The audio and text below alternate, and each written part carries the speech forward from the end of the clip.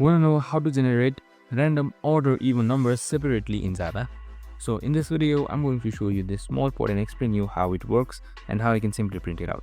Sometimes you just want random numbers, but specifically random even or odd numbers.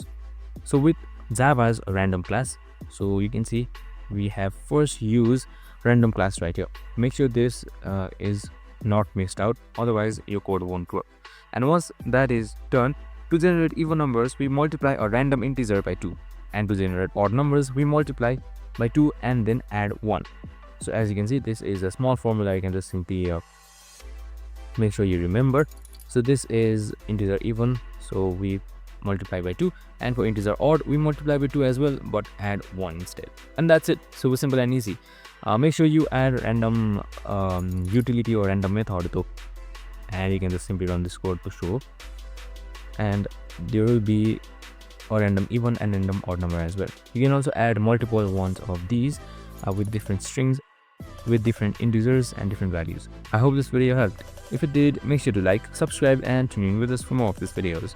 See you in the next one.